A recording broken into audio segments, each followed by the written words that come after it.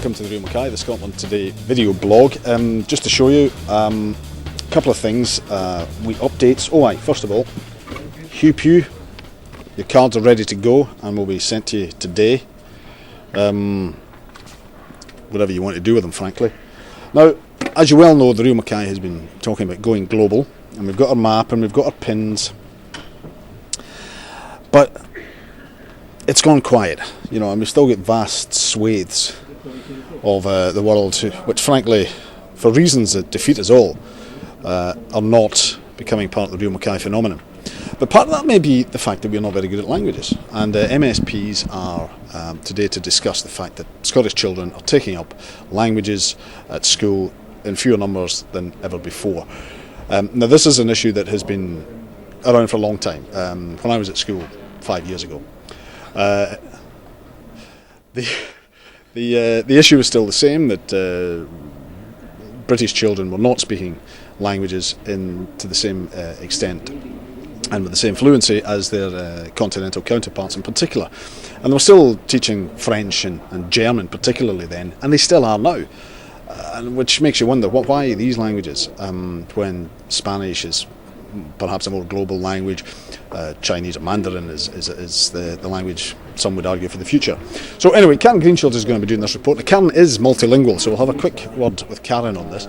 Okay, Karen, languages. Now, you had some interesting views on languages, why British people don't speak languages. Well, I think British people can speak languages. They do speak languages. They're very good linguists. But the problem is that Europeans have been brought up with English. You get English pop songs, English road signs. English is all around them. So they want to practice their English when we go there. Even if we've got a basic skill in Spanish or French or German or whatever, we're fluent, they want to speak English. So it's really difficult for British people to speak another language abroad. And it's all about perception, and I think a bit more confidence with the Brits when they go abroad and refuse to speak English, refuse to give free language lessons, and that might help. So you're doing the story today. What sort of elements do you anticipate being in that? Well, I suppose I'll just be looking. There's a school in Aberdeen who use the immersion technique where they're actually taught in another language. It's not, sometimes when you go for a language class, it's 40 minutes and the teacher's speaking to you in English and you're trying to learn your verbs. But this school actually uses the immersion technique where the whole lesson is conducted in another language. That's the way ahead. I personally can't speak any other languages. I know a wee bit of Gaelic, as does Ross here. Give her a hand. You can do it better than that, I know you can.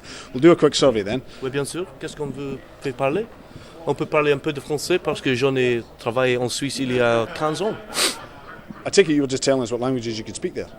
Ouais, un peu de français, ein kleines bisschen Deutsch auch. And how did you manage that? Was that through school or was that through simply you spent some time in Switzerland? How long have you got? Not that long. My father worked in the railway and I grew up on the railway, and we used to, because he had free travel, we would travel to the continent, France usually, Italy usually, 4 or 5 times a year because it cost nothing. And from the age of 18 months I was in other cultures, and by the time I got to secondary school when we were learning languages, I had a bit of a head start. My feeling was always you were taught to pass an exam, not to actually speak the language. Was that your feeling? I think so. I suppose the emphasis was on grammar, which it should be, but there wasn't so much conversational language as well. So if you went to France or a French-speaking country, you could get by, on ordering things maybe or buying things, but to have a discussion with a French person would be much more difficult. And often I think as well what happens is English-speaking people go abroad, try to speak their language, and they don't get as much of a chance because in the other country they want to speak English to you, and there's so much focus on learning English as the universal language that we sort of fall behind. But I think I regret not keeping up languages. I do regret it, and I wish I had now. Was part of being fluent in Spanish, was any of that to do with actually living in Spain for a period of time, or was it purely just study? No, I lived for a year in Spain as part of my studies at university, which was one of the attractions of the course, as you might imagine.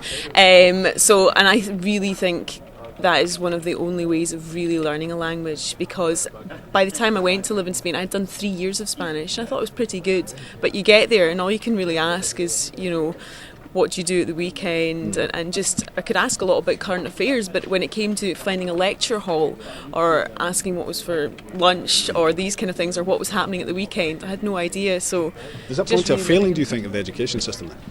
I think it is, yeah. I think definitely wherever you are learning languages, they should be making sure that kids are taken to the country, for even in summer for 2 weeks or something like that, because it's your ear and just listening to the language and how it's spoken. Because you and I conversing in French, it's not the same as actually speaking to a true French person. It wouldn't happen, unfortunately. Yes. So, now, as we know, Aussie Nick is here with us. Nick, right, in Australia, this whole emphasis on learning foreign languages, now Australia is very geographically isolated, and a lot of Australians go and travel abroad. Is learning a language important in Australia, or do they just not get that worked up about it? John, we're still trying to learn English. It's a rare dialect that is from our British forefathers, the English language, opposed to the Australian language. G'day mate, how you going? What's going on? You right?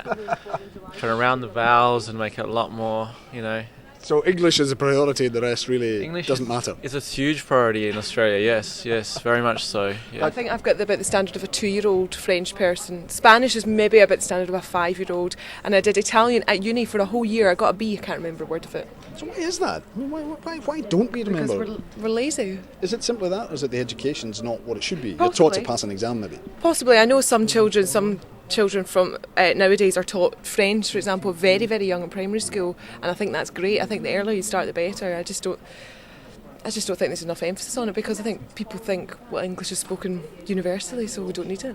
English seems to me to be becoming the world language, and that's the language that kids are using, and they're probably communicating. Not even just, if you think when we were at school and you would maybe have pen pals from abroad, and you practiced your French on them and they practiced the written English on you.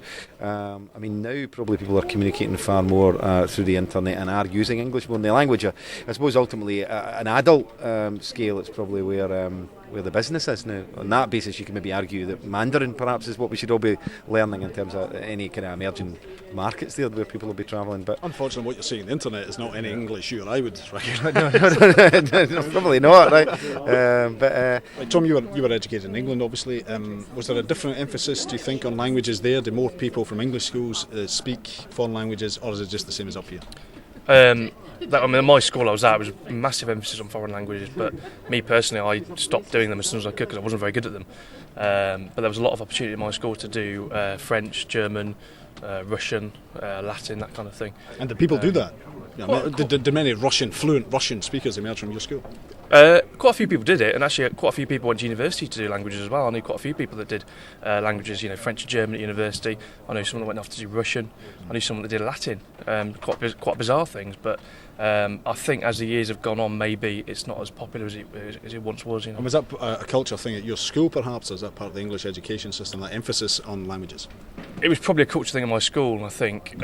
Laura, you were educated in Northern Ireland. Mm-hmm. Was there a different emphasis there, perhaps, in exams, different from what we maybe have here, in languages? In languages, well, we had a choice between French, Spanish and Irish, and I chose Irish because I thought I wanted to learn more about the history and the culture and everything, but I didn't like it. I hated it. We didn't learn any nice Irish songs or poetry or any of the things that I think you would teach you to really appreciate the language. It was the formal grammar and sentence structure. Oh yeah, it was all about if you hear this verb, this is how you answer this sentence, and writing an essay about something banal and completely meaningless, and kind of ruined it for me. So what have you?